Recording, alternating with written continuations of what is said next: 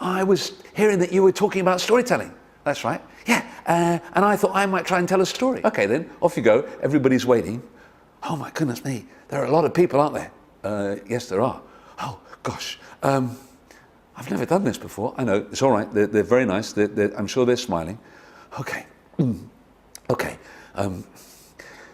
One time there was a dog and he found a bone and Patch, yeah, you're not doing that very well. What do you mean? Well, first of all, you're not making any eye contact. Eye contact? What's eye contact? Well, it means you've got to look at the people so they can see you. Oh really? Yeah, it kind of helps. Oh, okay. And the second thing, you need to speak up. Huh? Speak up? What? No, Patch. Yeah. No. When I say speak up, I mean louder. Oh, louder, like this. No, there's no need to shout, Patch. Just speak up so they can hear you. Oh, okay, right. I wasn't doing it very well, was I? No.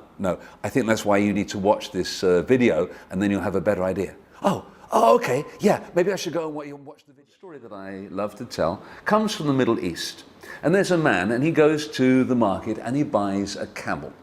When he comes home, he asks his servant to help him take the saddle off the camel. And when they do, to their surprise, underneath the saddle, they find a small leather pouch. Very excited, curious, the man takes it, unties the pouch and empties the contents. And to his surprise, inside there are jewels, diamonds, rubies, sapphires, pearls. Have fun telling stories at bedtime, but do remember it's not the only time to tell stories, and that's what I'm going to go on to in the next part of this video. And you want to share a story to help your child put this into perspective, that it's not the end of the world if they only get a certificate of participation. For example, true story, there was a football team and they'd made it all the way to the finals of the competition, and come the Saturday they were going to be playing in front of a huge crowd, 100,000 people at the stadium, plus I don't know how many millions of people watching on television.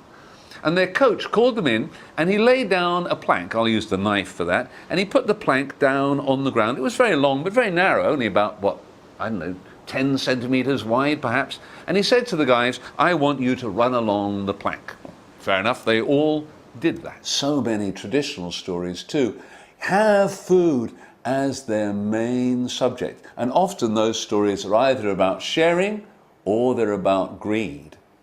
Sometimes they are a great metaphor for things. For example, if we were to take the individual ingredients, if I said, how would you like to have some flour? Or would you like to have some ginger? Or what about some yeast? Does that sound very tempting? No, not really. But when we mix them all together, then they become something very, very delicious. I'm going to tell this story using some felts. These are cut out felts, and because they're felt, they're quite sticky, so they don't actually need glue or anything. And as I tell the story, I'm just going to put them on this simple board here. And the caterpillar said, oh, thank you.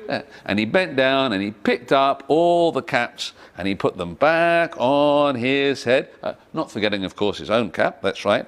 And he says, where are you going? And the dad says, we're going to the market to sell the buffalo. And the man says, but it's a long way. You know, you should ride on the buffalo. And the man says, that's a good idea. So he gets on the buffalo and together they carry on, ti-tum, ti-tum, ti-tum, ti-tum. And Mr. Wedgwood, who was the leading manufacturer of china plates, commissioned an artist to come up with a design that looked Chinese. And in order to sell that, they then came up with a story behind the picture. And it's a story about a young woman with a very rich old father, and he has a rather cute accountant. Didn't know there could be cute accountants, but there you are. But I do tell a true story about a woman named Mildred Bruce, who was the first woman to fly around the world. And hardly anybody's heard of her. We all know about Amelia Earhart, for example. But no, this is a cultural object in that it's a Welsh love spoon. I'm a Jenkins, and Jenkins is a very Welsh name. And So it was the tradition in the days long ago. One of the main occupations in Wales was being a sheep farmer. And it's not a very exciting job, being a sheep farmer. You just sit there and you look at the sheep, and the sheep, meh, meh, munch, munch, munch, meh, munch, munch, munch. Pretty boring, really. One of the things that I think is really fun as a parent telling stories to your child is that it gives you so many opportunities and ways to involve your child in the story, whereas perhaps with reading becomes much more of a one-way traffic. And I want to share with you a number of ways that you could get your child involved with the telling. So the first one is just to do some simple predicting.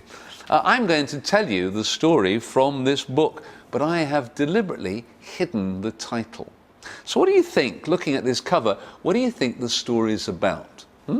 Is this a today story or a long ago story?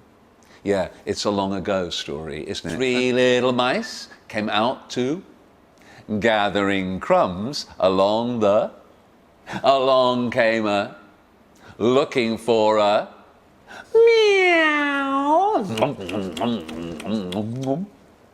2 little mice went scurrying back